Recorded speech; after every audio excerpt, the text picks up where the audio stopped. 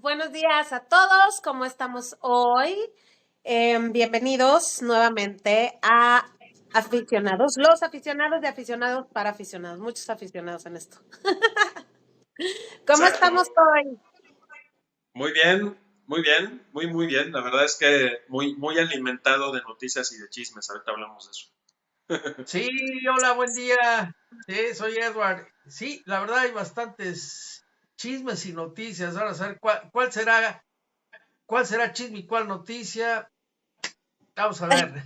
No hubo carrera, entonces decidimos que de todas maneras queríamos estar con ustedes, así que estamos haciendo este programa que va a tratar justamente más de los chismes y las noticias del fin de semana. Vamos a hablar también un poquito de los circuitos de la Fórmula 1 para que conozcan de qué se trata esta parte tan interesante que hasta de verdad hace no muchos años yo ni siquiera tenía idea que había distintos tipos de circuito, así que bueno, vamos a empezar justamente con las que sí son noticias. Venga.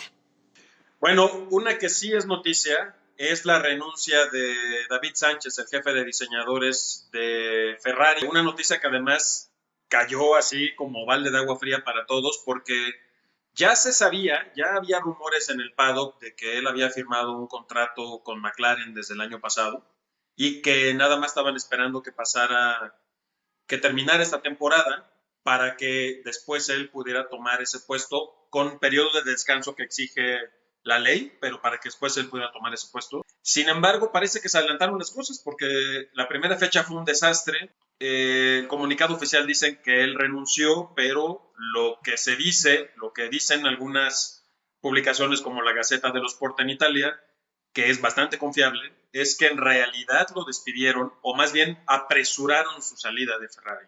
Yo más bien me inclino a pensar que le dijeron, bueno, ya que te vas, pues ¿por qué no te vas de una vez? Realmente siento yo que ha fracasado. No sé hasta dónde pueda servirle a McLaren. Ahorita el McLaren siento yo que lo que hagan les va a ayudar, lo que hagan. Pero sí fue una noticia que llamó mucho la atención. Ahí sobre esa noticia se hizo un chisme que hay que aclarar que es chisme, porque escuché yo ahí algunos bloggers o alguna banda ahí medio irresponsable diciendo que era el español David Sánchez, y no es español, es francés, es de nacionalidad francesa. Es un hombre que a lo mejor tiene algún apellido español, pero hay que recordar que se comparten cercanías geográficas, entonces sería lógico, ¿no? Pero hay que aclarar, es francés, y esto va no solamente para los que nos escuchan, sino para esos bloggers irresponsables. Sí, sí, sí, sí, sí. Hay una cosa que dices, oye, hoy en día, ¿sí? Simplemente tenemos apellidos en México, apellidos que son árabes y no quiere decir que sean árabes. El ejemplo más vívido, ¿no? Don Carlos Slim, y hablo de Carlos Slim porque él tiene mucho que ver en la carrera de pilotos En la, mexicanos. Él exactamente, es en la Fórmula mexicano, 1. ¿sí? Aunque Exacto. es de ascendencia libanesa, pero es mexicano. Y es lo que muchos de estos bloggers no entienden, ¿sí? No porque se apellide Sánchez quiere decir que es español.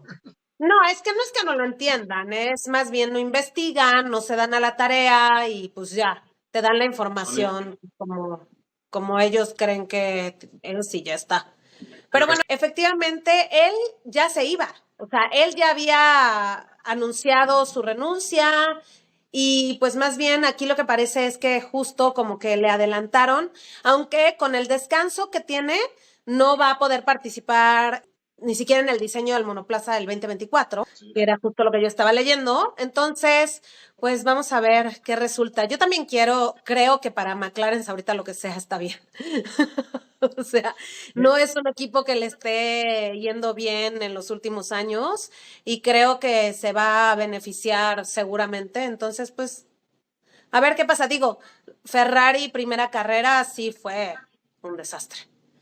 Claramente. La otra noticia es uno más de los panchos de Lewis Hamilton, que insiste en demostrar que es un tipo bastante impaciente y bastante narcisista y lavarse las manos para quitarse responsabilidades que todo mundo sabía que no tenía, cuando hizo la declaración de que él le advirtió a la escudería Mercedes que el coche no funcionaba, que se los dijo desde el principio y que no le hicieron caso, lo cual a mí me parece sumamente desagradable porque la ropa sucia se lava en casa, no tienen por qué estar ventilando esas cosas, y aun cuando así fuera, aun cuando haya sido cierta esa declaración, que no lo dudo, pues nadie dudaba que él no tuviera ninguna responsabilidad en el rendimiento del coche. O sea, es evidente, cualquiera que tenga 3 dedos de frente sabe que el coche no funciona porque está mal hecho y se acabó, ¿no? No tenía por qué salir a dar esas declaraciones. No sé qué busca, que una vez más demuestra que tiene una personalidad histriónica, es un berrinchudo, es un tipo, bueno, en fin, incongruente. Sí, Pues es yo creo lo mismo, ¿eh? Yo siento que que, no sé, yo siento que Hamilton se siente muy seguro por el megacontrato que le dieron, ¿sí? Yo siento también que el equipo le ha sido exageradamente leal, lo que Lord Hamilton no sabe, que la lealtad es una carretera de dos vías, Sí. ¿sí? Si quieres que te sean leal, tú tienes que ser leal también. Eso para mí fue una falta de lealtad, una falta de madurez. Denota que él, pues se le subió la onda de ser Lord a la cabeza. Sí, o sea, yo creo que debe él empezar a razonar justificar. un poco. Yo ¿Perdón? creo que él se está tratando de justificar. Yo siento que él está haciendo todo lo posible para que la gente sepa que no solamente es el coche lo que lo llevó a 7 campeonatos, que yo honestamente creo que no, obviamente es un gran piloto al final, ¿no? No vamos a saber nunca si hubiera sido con otro coche, o sea, si Mercedes no hubiera tenido esta super, mega, ultra ventaja durante tantos años, cuál hubiera sido su resultado, si realmente hubiera logrado ser 7 años consecutivos campeón, no lo vamos a saber. Pero yo sí siento que desde la temporada pasada no está cómodo, siente, o sea, se escucha en los radios constantemente como está todo el tiempo tratando de justificarse con estas frases como hice todo lo que pude, di lo mejor de mí, y es como, ajá, we know, o sea, está bien, Sí, pero al final es una realidad que siempre logra hacer que las cosas se traten de él. Entonces, esta noticia es un poco eso, es yo haciendo sobre mí algo que ni siquiera me corresponde, ¿no? Y pues es un narcisista, ya está. Aquí no nos cae bien, Lewis Hamilton. Están en todo su derecho de comentar y decirnos que a ustedes les encanta. No nos va a cambiar la opinión, pero los vamos a leer. sí, digo, también hay que separar un poco su personalidad de sus capacidades deportivas. Indiscutiblemente es uno de los mejores pilotos de la parrilla, eso nunca ha estado en duda. Creo que lo tiene descontrolado es que es la primera vez que está en un coche que se puede considerar de media parrilla. Y además eso, yo creo que para el ego que él tiene debe de ser terrible, porque siempre ha estado siempre, desde que llegó a McLaren, en el principio de su carrera, ha estado en coches de primera línea. Si acaso el primer año en Mercedes-Benz fue un poco difícil para él, pero en realidad nunca ha estado en un coche de media parrilla, nunca ha tenido un desarrollo de carrera que le exija más allá de lo que puede dar cuando un coche tiene las características ideales para ganar carreras, ¿no? No es un piloto que está acostumbrado a salir de atrás, no es un piloto que está acostumbrado a luchar con otros pilotos en un mar revuelto, no es un piloto que haya tenido que exigirse para desarrollar un coche más allá de lo que ya le daban en la pista, etcétera, ¿no? Entonces, eso y su personalidad que no lo digo yo, lo he leído de gente que conoce del tema, lo apunta como hacia las características de una personalidad narcisista, claramente lo tienen muy descontrolado, ¿no? Eso nos lleva al primer chisme de la semana. El primer chisme de la semana porque se empezó a rumorar que Hamilton iba a salir de Mercedes para ir hacia Ferrari porque Leclerc se quería salir de Ferrari y entonces eso iba a mover las cosas de tal manera que también Red Bull iba a despedir a Checo Pérez para contratar a Lando Norris y subirlo. O sea, a ver, hay que poner orden en esas cosas. Para empezar, ninguna de las fuentes que empezó a difundir esta información es confiable, ¿no? Pero además siempre cuando nosotros escuchamos una noticia tenemos que revisar cuál es el contexto, cuál es el presente y cuál es el antecedente. En primer lugar, Red Bull, con excepción de Checo Pérez, jamás contrata pilotos que no salen de su cantera. 1. 2. Lando Norris tiene todavía muchas cosas que demostrar para saber si se merece un asiento como el de Red Bull. Es un piloto que no ha ganado una sola carrera en todo el tiempo que lleva en la Fórmula 1. Cosa que incluso Daniel Ricciardo logró con esa porquería de auto que tienen ahorita. 3. Leclerc tiene un contrato multianual con Ferrari y si se sale de Ferrari, no se va a ir a Mercedes-Benz a ser el segundo piloto porque claramente cuando Lewis Hamilton se retire de Mercedes, el que va a ser el piloto titular es George Russell. Nada de lo que están diciendo tiene sentido. Siempre tenemos que revisar cuál es el contexto y cuáles son los antecedentes, insisto. Hoy estaba leyendo, o sea, que hubo como una respuesta de él ante la carrera de Bahrein, como de qué es lo que tenía que hacer. O sea, le preguntaron qué tenía que hacer Checo para poder alcanzar a Max, o sea, para poder realmente competir, y él contestó súper tajante como, pues, subir su rendimiento, ¿no? Básicamente. Pero de eso, que era el titular y que obviamente pareciera algo tremendo, porque casi siempre para los titulares descontextualizan lo que realmente dijo, a partir de ahí hablaba de por qué habían contratado a Checo y por qué era el primer piloto que no venía justo de la academia, ¿no? Y entonces decía que era un gran compañero de equipo, que había sido una pieza fundamental para el desarrollo de varios coches, que lo consideraban súper importante para el campeonato de constructores, o sea, como muchas cosas por las que yo creo que en este momento por lo menos Checo tiene su lugar, ¿no? Y que no creo que ahorita le vayan a mover, porque el ojo de Red Bull obviamente no solo está en el campeonato de pilotos, está en el campeonato de constructores, porque les implica dinero. Y en ese sentido sí creo yo que es por ahora la mejor opción que tiene Red Bull. Entonces, por ahí eso también no creo que Leclerc se quisiera salir de Ferrari para ser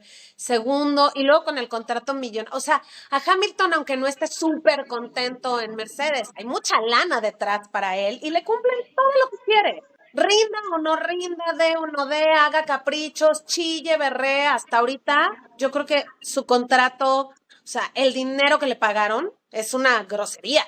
O sea, tampoco es que él esté sufriendo muchísimo en Mercedes. Eso opino yo. Yo cada vez que recuerdo pilotos así como Checo Pérez, me recuerda a un Niki Lauda, me recuerda a un Alain Prost, me recuerda ese tipo de pilotos que se les llamaba, a uno de ellos inclusive Alain Prost le decían el maestro, son pilotos muy científicos. Yo meto a Checo entre los pilotos. Entonces, Checo el año pasado no dio los resultados. La realidad es que porque lo pusieron a desarrollar ese coche, ¿sí? A ver, prueba esto. Ah, mira, creo que funciona. Pásaselo al piloto número 1. A ver, prueba el Claro. otro. Pásaselo al piloto número 1. De hecho, yo no me cabe la menor duda de que el coche ahorita que están corriendo, para mí fue un desarrollo de, obviamente, los técnicos y todo, pero para mí fue un desarrollo de Checo, totalmente. O sea, entonces yo no creo que se quieran deshacer de un piloto que se lo jalaron precisamente por eso, porque es un chico que sabe desarrollar, ¿sí? Sabe meterse. Hay pilotos que son velocidad, hay pilotos que son velocidad, pero más bien desarrollo. A ver, ¿por qué se queman las llantas? ¿Por qué no tengo velocidad punta? ¿Qué es lo que hay que hacer? ¿Sí? De hecho, Joe Ramírez en ese aspecto se apoyaba mucho en sus pilotos, sobre todo de un Alan Prost, ¿no? Y le decía, a ver, ¿qué está funcionando? ¿Qué no está funcionando? Senna, sabíamos de antemano que Senna llegaba y decía, cámbiale aquí, aquí, aquí, aquí, aquí. Ese era Senna. Prost era más, un poco más profundo.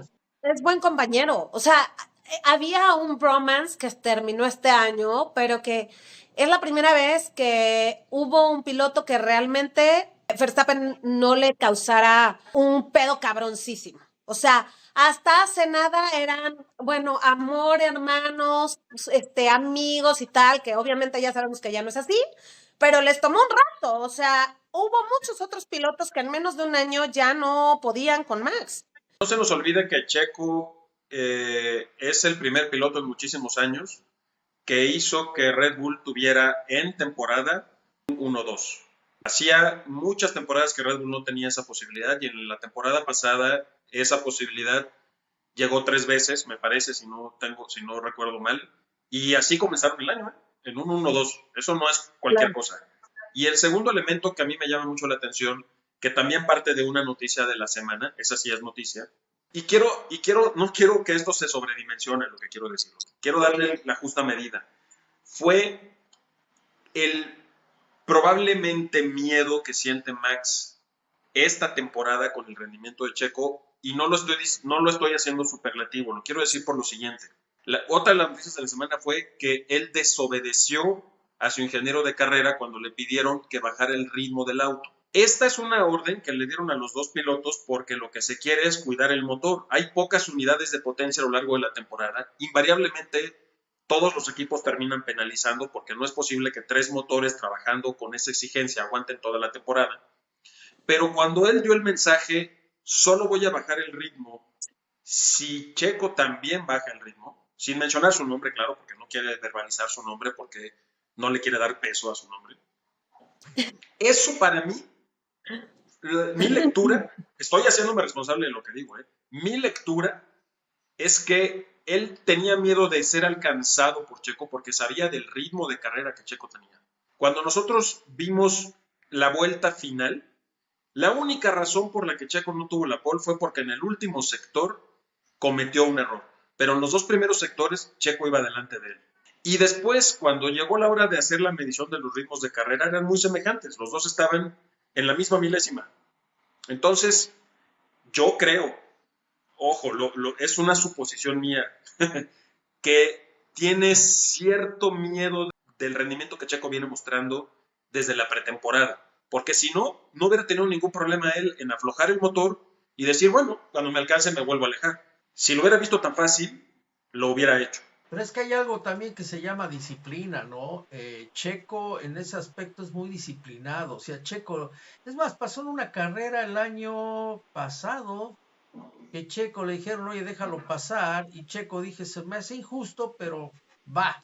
Son órdenes de equipo. Yo siento que el problema que hay es de que en la Fórmula 1 están creando divos que se están volviendo insoportables, ¿no? Sí. Ahí tenemos a lo que acabamos de mencionar, ¿no? A Max Verstappen, ahí tenemos a Lewis Hamilton, y así hay varios. Ahorita otro que está entrando en ese divo es el mismo Lando Norris. Esto también es noticia de que él sí puso una amenaza que tiene un contrato que si en 2 años seguidos no queda dentro de los primeros 4, 5. se va.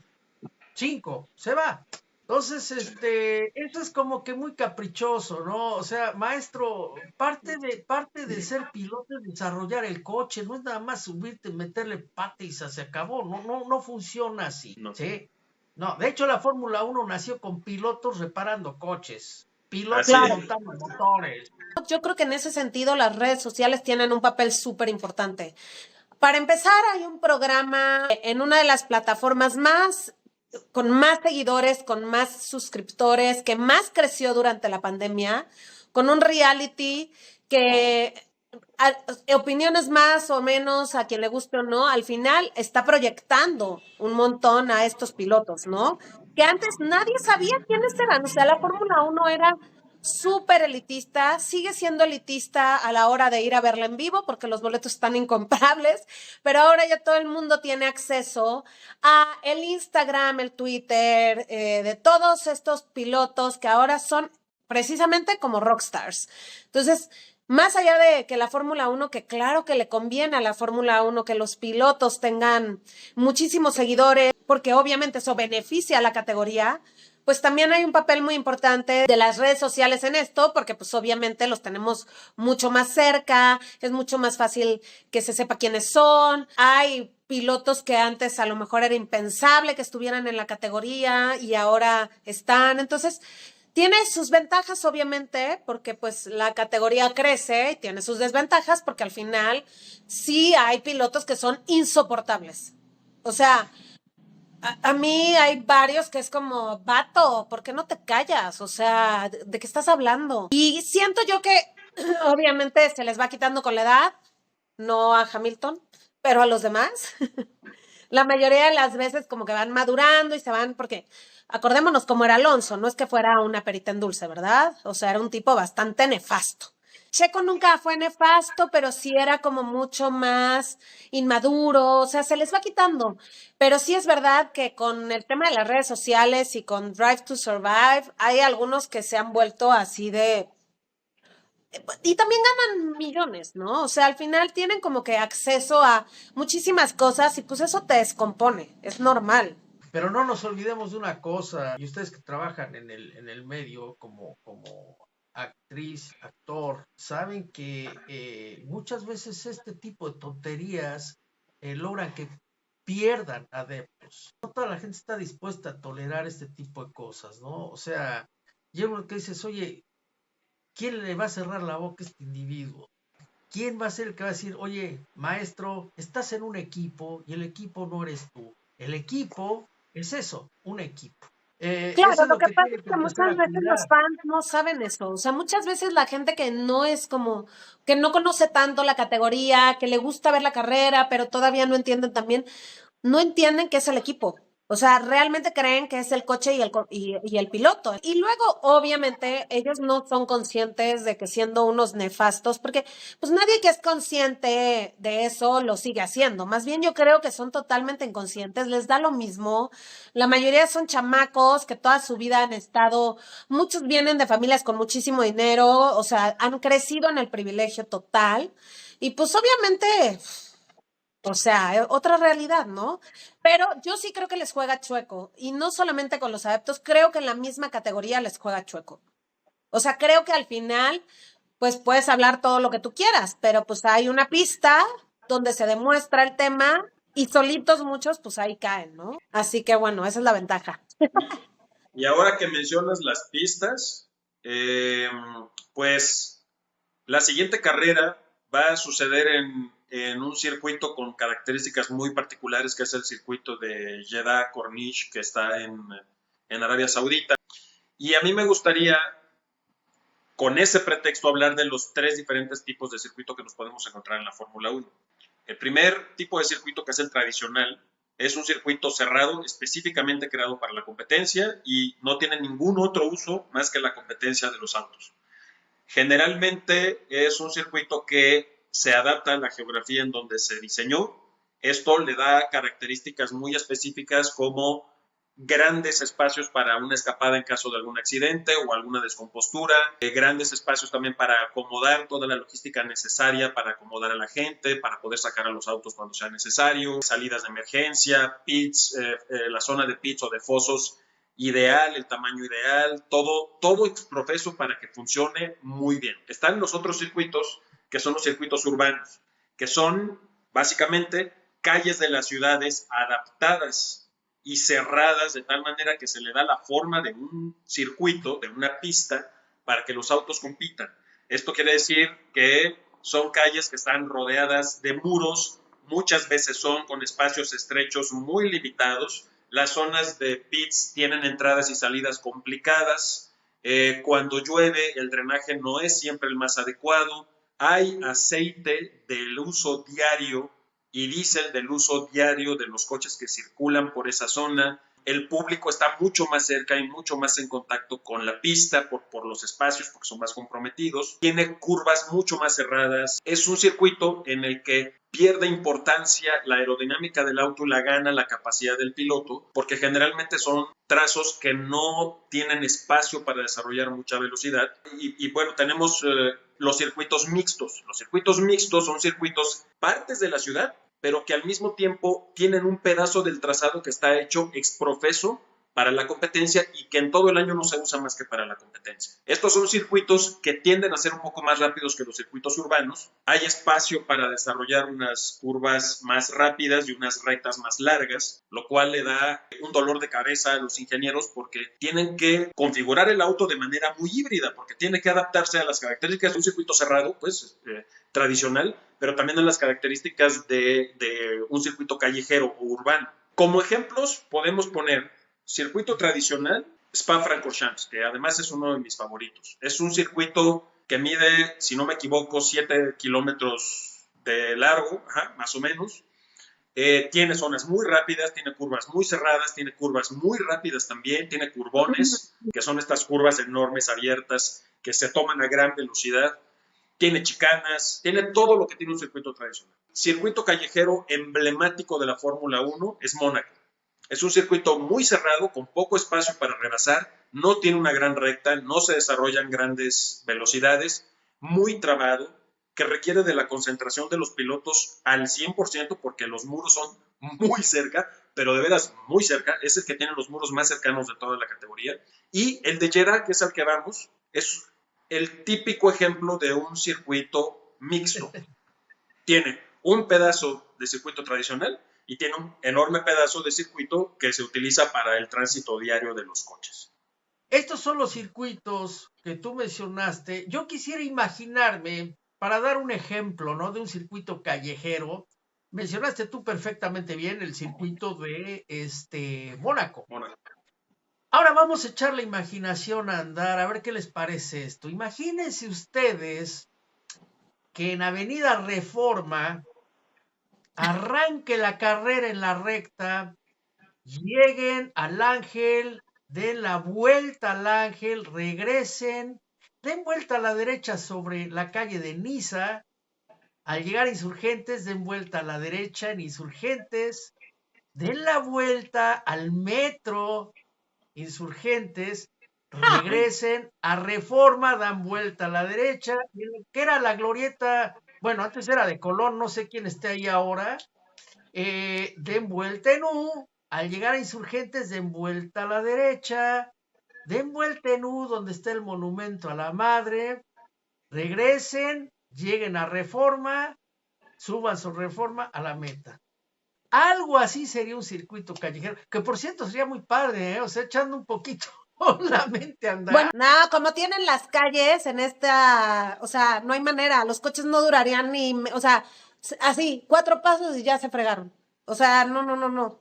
Llegarían como los picapiedra con los pies abajo, ¿no? No, pero imagínense ustedes que, porque obviamente los circuitos de calle, aunque muchos parece que no, pero normalmente lo que hacen es que repavimentan esas zonas. Claro. Para evitar ese tipo de Sí, problemas. no. Aquí hay un circuito callejero en Toronto, que es donde se corre la Indy, ¿sí? Y sí lo tienen que repavimentar. Me acuerdo una vez que no lo repavimentaron y en la primera curva prácticamente la mitad de los coches ahí se quedó. Para Fórmula 1 son esos 3 circuitos. Ya hablando de automovilismo en general, podíamos agregar 2 circuitos más, tal vez 3, los óvalos. Exacto. El ejemplo, Indianápolis, que tengo que ir a ese óvalo. Otro también tipo de circuito carretero, Le Mans. Ajá. Le Mans es un ejemplo. Otro fue Nürburgring. En alguna época Nürburgring era parte carretero y parte pista. De hecho, era un circuito de 21 kilómetros de largo, sí, si mal no recuerdo. Pero enfocándonos a Fórmula 1, básicamente son 3. Yo no sabía que había, o sea, como que yo vi muchos años la Fórmula 1 y yo veía los circuitos y era como en mi cabeza, como lo único que conocía era el Hermanos Rodríguez, pues nunca en la vida se me ocurrió que había callejeros. Hasta que obviamente cuando fui a Mónaco fue como, claro, es en la calle, o sea, cuando estás ahí en la calle y lo puedes ver, pues es increíble. Es increíble, funciona mucho. Y de hecho es como de estas carreras que todos los pilotos quieren ganar alguna vez, porque pues tiene ahí como mucha onda, aunque en realidad no hay mucho para dónde, porque no hay mucho para rebasar. De hecho, se habla de la triple corona entre los pilotos, que son los que han ganado Mónaco, los que han ganado las 500 millas de Indianápolis y el circuito de la Sartén en Le Mans. Entonces, sí, solamente hay, me parece, un par de pilotos que lo han logrado. Un piloto, ¿verdad? Uno. Sí. Graham Hill, el gran Exacto. Graham Hill, que por cierto, no hagan cálculo de mis años de edad, pero ese hombre yo lo vi correr en lo que era la Magdalena Michuca, igual que a Jimmy Clark. A esos dos y a Pedro, a esos los vi correr yo en México. Aunque Juan Pablo Montoya levanta la mano y dice que también él lo ha logrado porque ganó en Le Mans, pero en una categoría inferior, no ganó en la categoría mayor de Le Mans. Mira, Montoya lo respeto mucho, se me hace un pilotazo, pero no. Cuando se refieren a ganar la triple corona, se refieren a ganar a la categoría mayor. De Aquí acuerdo. el que ganó la categoría mayor es precisamente Graham Hill. ¿Sí? Yo Sí. pensaba que lo había ganado Mario Andretti, fíjate, pero no, porque Mario Andretti sí ganó Le Mans. Que esto a mí me gustaría que nos lleve al siguiente tema, que es tipos de piloto a los que les favorecen determinados tipos de circuito. Yo quisiera que Cristal empezara con ese tema, pero quiero No, dejar nada más un apunte. Tenemos los mexicanos en la Fórmula 1 un piloto especialista en circuitos urbanos y que no le tiene miedo a los muros, que no se exacto. siente encerrado, o sea, a ver, lo que estoy diciendo no es cualquier cosa. Las dos carreras que Checo ganó el año pasado y la mayoría de las carreras que ha ganado Checo han sido en circuitos urbanos. Sí, sí, Ojo, ¿En sí. qué consiste esto? O sea, ¿por qué un piloto puede ser mejor en circuitos urbanos o mejor en circuitos cerrados? O sea, ¿qué capacidades tiene que tener un piloto para encajar en uno o en otro? Yo siento que de entrada, manitas de oro. Vamos a empezar por ahí, ¿sí? Dos nervios de acero, porque tenemos que recordar que, fíjense lo que son las cosas, Checo ganó Mónaco, pero Checo también en Mónaco tuvo un mega accidente que lo llevó al hospital. Y lejos de tenerle miedo al circuito, lo reafirmó. Contrario a muchos pilotos, ¿eh? Hay pilotos que tienen un accidente y se empiezan a reservar y se empiezan a detener. Checo tuvo un muy fuerte accidente ahí con McLaren. No me acuerdo si fue McLaren, ¿verdad? ¿O fue con Sauber? Sauber, ¿no? Sauber. Sí. Tuvo un accidentazo. Pero este muchacho tiene eso, tiene nervios de acero, tiene manitas, tiene muy buenas manos.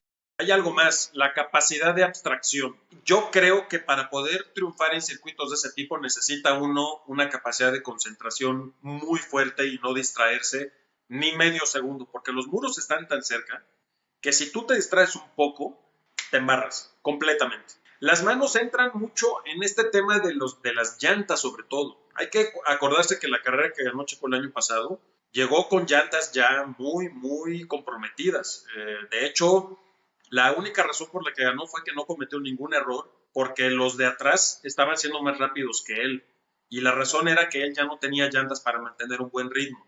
Con pista mojada, que es algo que también mucha gente que claramente no entiende muy bien la categoría, le reclama a Checo, porque dicen que es muy malo en pista mojada, perdón, pero las dos carreras que ganó el año pasado las ganó en pista mojada. El segundo Sí, lugar que tuvo en Turquía, en donde no pudo Max Verstappen rebasarlo porque no se dio Checo ante la presión, fue en pista mojada.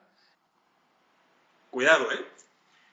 sí. Pilotos que yo creo que pueden ganar la carrera próxima, Max Verstappen, Checo Pérez, Fernando Alonso, Leclerc. Hamilton y Leclerc. Así es.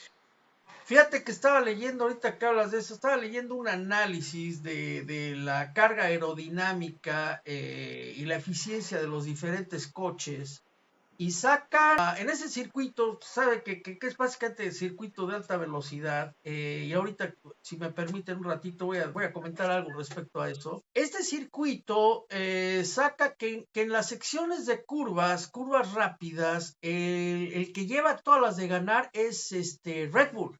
No siendo así en rectas, la carga aerodinámica en este tipo de circuitos, que por cierto es el más rápido después de Spa, es el más rápido que hay y el más peligroso, por lo mismo que es circuito semicallejero. Y las velocidades de punta estaban diciendo que el que lleva las velocidades de punta ahí es Ferrari. O sea, hay como que dicen, hay un 50-50 de posibilidades. Ojo, tenemos que tomar en cuenta también un problema que tiene Ferrari, que es el desgaste de llantas, que yo creo que no se va a dar mucho precisamente porque la carga aerodinámica en este circuito va a ser menor. No sé si quieras explicar lo que es carga aerodinámica. La carga aerodinámica, sobre todo en estos autos que son de efecto suelo, es la carga que el aire puede ejercer sobre un chasis a partir de la velocidad. Es decir, cuando nosotros sacamos la mano por la ventanilla en la carretera, nos damos cuenta que el aire nos va a empujar la mano. Eso es la carga aerodinámica. En estos coches, en que el efecto suelo es importantísimo, lo que hace el aire por el diseño aerodinámico es empujar el coche hacia abajo. Entonces, de esa manera, cuando un coche no tiene una buena carga aerodinámica, se dice que el coche tiene un agarre mecánico. ¿Qué quiere decir esto?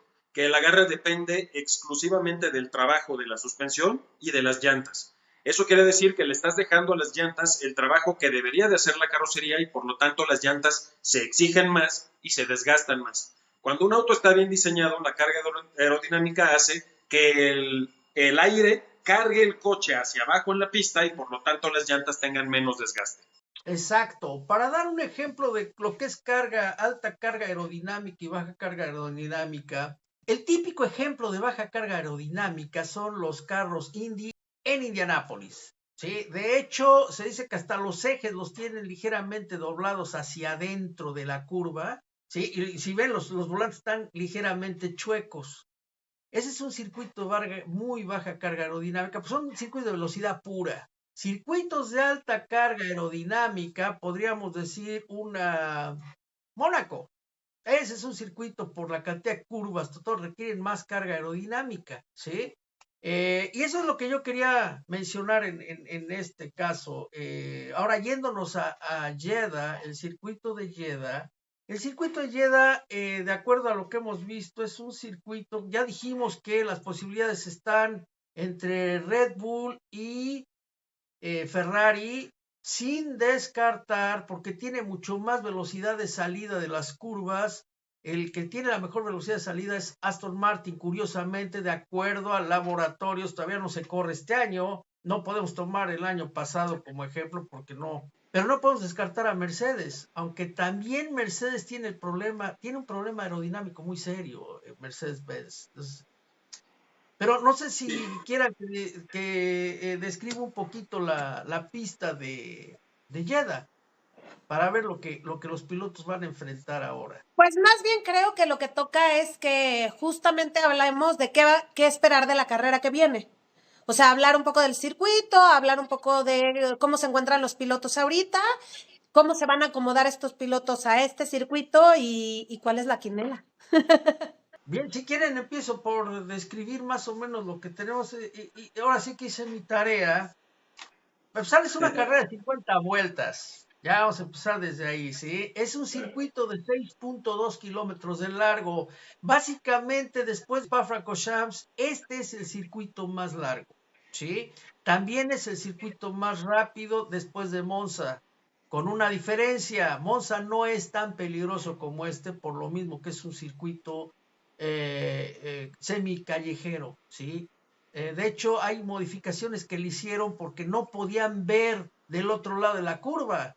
Y ese es un problema en estas carreras. Este circuito tiene 27 vueltas, de las cuales hay unas que no las consideramos aquí vueltas porque son prácticamente rectas, pero en sí tiene 3 de velocidad muy baja, son lentas, ¿sí? Con 2 vueltas a la izquierda y una vuelta a la derecha. O sea, curvas. Sí, curvas, perdón. Tiene de velocidad media, tiene 4 curvas, 2 a la izquierda y 2 a la derecha, y lo que sería vueltas rápidas, yo tengo aquí que son 10, 4 a la izquierda y 6 a la derecha, pero si tomamos en cuenta las curvas que no se consideran curvas porque son casi rectas, estaríamos hablando de 20 curvas de alta velocidad. Ahí es donde se cree que Ferrari podría hacer algo, ¿sí? Justamente una de las cosas que corrigieron el año pasado fueron las curvas ciegas, de las que mencionaba hace un momento, porque para los pilotos era pues confiar completamente en el auto y confiar en que adelante no hubiera alguien que estuviera accidentado, ¿no? Pero eso lo hacía muy peligroso, aún con todos los sistemas de seguridad que tienen los coches ahora. Y ahora eso es un riesgo que disminuyó, pero algo que lo hace, a mí me parece más apto para pilotos de circuito callejero o de circuito urbano, es que los muros están muy cerca.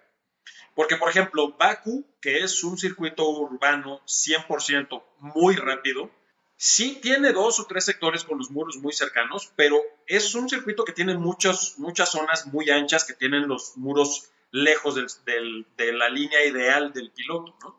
En este caso, los pilotos pasan a muy alta velocidad por los vértices de las curvas, muy cerca de las paredes en la salida de la curva, ¿no? Y además, también el peligro de las curvas rápidas es que muchas veces cuando se pisa el lavadero o el piano, que es esta escarpa de color generalmente blanca y roja que está en el vértice de la curva, cuando los coches pasan muy rápido rebotan y pueden terminar en el muro por eso, ¿no? Este es uno de los peligros latentes de ese circuito. Entonces, claro, sabemos cuáles, por lo que usted acaba de decir, cuáles son los autos mucho más aptos para el circuito, pero también hay que ver qué pilotos son los más aptos para el circuito. El año pasado la pole fue de Checo. Sin embargo, bueno, hubo después problemas en el coche y no pudo, bueno, no en el coche, sino un accidente en la pista y él ya no pudo seguir, pero creo que los pilotos que están ahorita mucho más aptos son también los pilotos que están en los mejores coches, ¿no? Entonces creo que no hay mucho para dónde moverle en cuanto a posibilidades de quién puede ganar. Sí, efectivamente. ¿Creen que hay alguna sorpresa? A mí me encantaría que Alonso esté ahí peleando el primero. O sea, creo que tiene chance, creo que tiene coche y podría estar muy divertido. Pero, o sea, como que sí me gustaría una carrera en donde alguien sí le dé mucha lata a Verstappen y no lo veamos 3 minutos adelante de todos, solito ya corriendo, porque qué pereza. Pero después de lo visto en la primera carrera, ¿tú considerarías que eso podría ser una sorpresa? No, no una sorpresa, pero sí una posibilidad, ¿no? No, Una yo creo sorpresa, de no hecho que creo. tienen muchas posibilidades de quedar en el podio, porque no creo ni que Ferrari ni que Mercedes hayan corregido sus problemas en tan poquito tiempo. No, no, en una semana yo tampoco. Creo que Checo puede estar también ahí teniendo chance. Y bueno, ya sabemos que Max es un pilotazo, pero entre ellos tres me gustaría como ver qué pasa. Ojalá sea una carrera muy interesante con muchos rebases y sorpresas y no sea justo esto como de que de pronto solamente la parte de la mitad de la carrera es como divertida, ¿no? O sea, los que se están peleando el 4, 5, 6, 7, 8, porque híjole, esperemos que no. Sorpresa sería un Nico Hülkenberg. Sí. No, a ver, la semana pasada es verdad que la parte media de la parrilla, digamos, estuvo mucho más interesante. O sea, hubo un montón de peleitas y de cositas y tal. Y entonces de pronto, pues sí, ya sabemos que Max está al frente, le lleva 5 minutos a todo el mundo, entonces va casi solo. El segundo, ¿no? O sea, entonces ojalá que no y que sí haya como. A mí sí me encantaría ver a Checo o Alonso o por lo menos una muy buena batalla por el primero, el segundo, el tercero, y pues también a ver qué pasa con todos los demás. Un podio hispanohablante sería maravilloso, ¿no? Ay, Ah, claro. cómo no. Ay, por Carlos supuesto. Sainz, Alonso y Checo En el Pérez orden sería que, ideal. en Sí, el sí, orden que sí. fuera. Digo, a Ya mí es me gustaría posible, más que ¿eh? Checo quedara en primero, ¿no? Pero en el orden que fuera sería maravilloso. Sí, estaría padre. Sí, sí, sí. Creo que dejamos muy claro qué esperamos para la siguiente carrera, ¿no? Sí, pues de hecho, ya veremos qué va pasando. A ver qué tal también queda la calificación, que creo que a veces eso determina un montón qué pasa después. Vamos a desearle a Checo una buena salida. Ojalá. Sin percances, o sea, porque para que por lo menos tengan mucho chance de pelear por ese podio. Y pues nos vemos la semana que viene, chavos.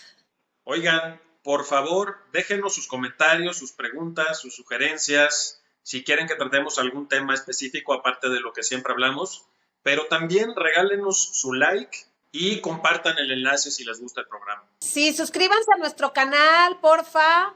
Y eso, compartan mucho, mucho y coméntenos, nos encanta leerlos. La neta que es como súper bonito que de repente alguien te ponga un comentario porque prende un montón y pues estamos haciendo el programa para ustedes. Y nos ayudan con el algoritmo.